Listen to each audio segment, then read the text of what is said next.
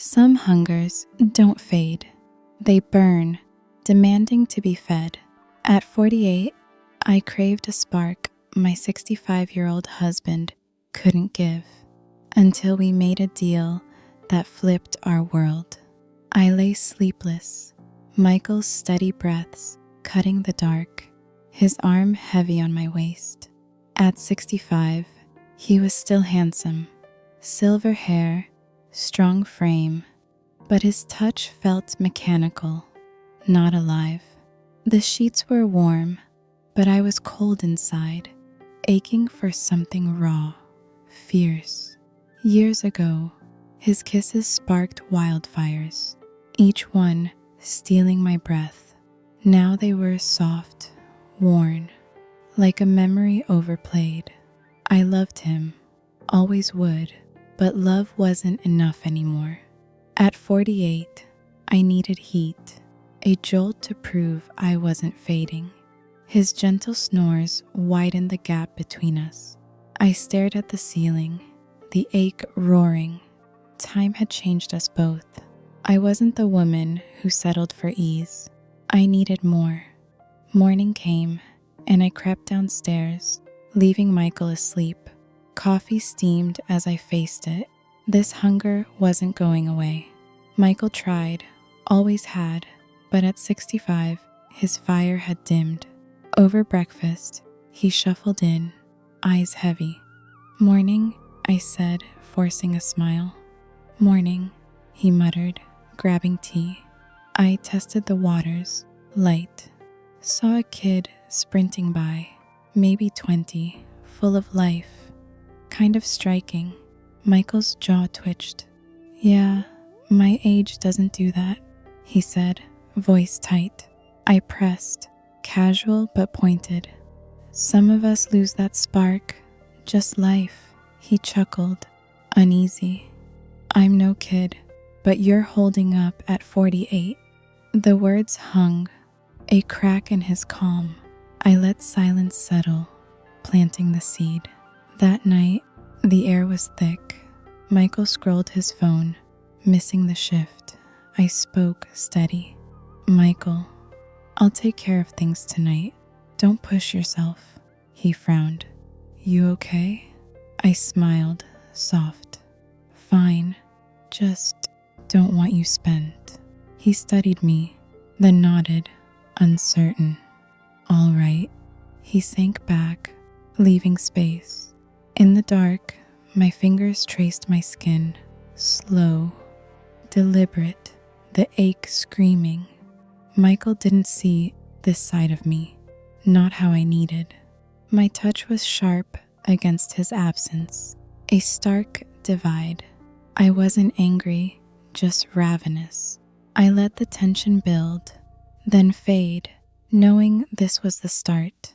Days passed, and I nudged it, subtle remarks, a careful distance. By the third night, Michael stirred as my hand moved again, his voice low. "This what you want?" he asked, heavy. I'm not who I was. I met his eyes. "You're enough, Michael, but I need more too." He exhaled. "Someone younger?" I nodded, cautious. "Maybe, if it's right."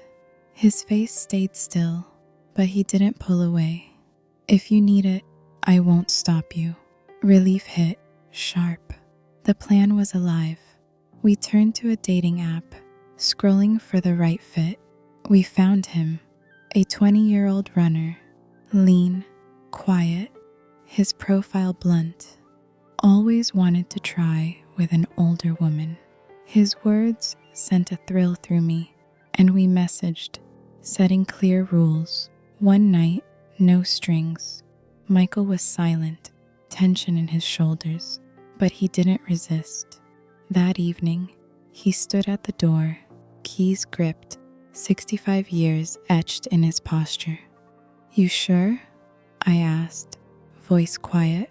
A long pause, then a nod. "I'll be at the motel. Do what you need." I kissed his cheek, quick, final, and he left. A knock came fast. I opened the door, and there he was, tall, eyes flickering with nerves, but a hunger, a raw pull in his stance. I nodded, pulse hammering, and led him to the bedroom, the door clicking shut. No turning back. The room hummed, shadows flickering in the soft light. His gaze met mine, shy at first, uncertain.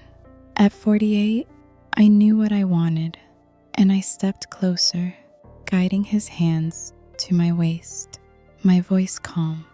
"Just relax," I murmured. His fingers hesitated, then settled, and I leaned in, lips brushing his, leading with the ease of experience. He warmed to it, his touch steadying, and soon his nerves melted away. His hands gripped my shoulders, firm, pulling me close, a bold confidence rising. My breath caught as he held tighter, like he'd sensed my craving.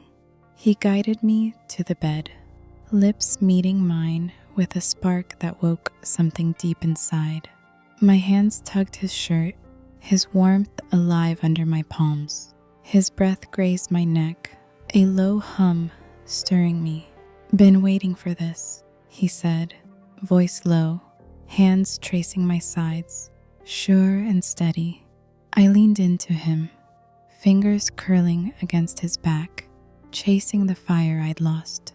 The mattress shifted under us, his presence electric, every move sharp, a rhythm that surged, alive, unstoppable. His hand brushed my hair, guiding gently, pulling me into the moment. My body hummed, every sense sharp, until a warm rush hit, leaving me breathless, trembling in his hold. We paused, catching our breath, but he wasn't finished. Later, by the window, he drew me close, his earlier shyness gone, now all confidence. His hands held my wrists lightly, his lips brushing my shoulder, warm, deliberate, stirring heat again. I pressed back, fingers grazing his arms, the cool glass nearby grounding me. His grip tightened, sure, leading the moment.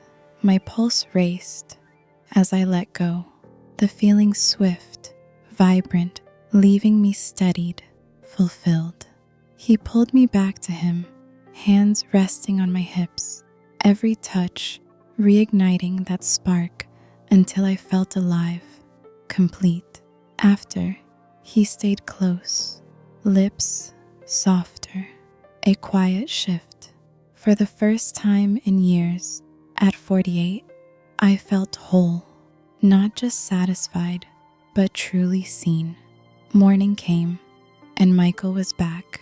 No questions, just a gentler look. Things shifted, not broken, but new. We found a rhythm. Once a week, he'd step away, and I'd chase what I needed with someone young, like that 20-year-old from the app. No bitterness, no fights, just understanding. Michael, at 65, didn't have to strain, and I was brighter, freer.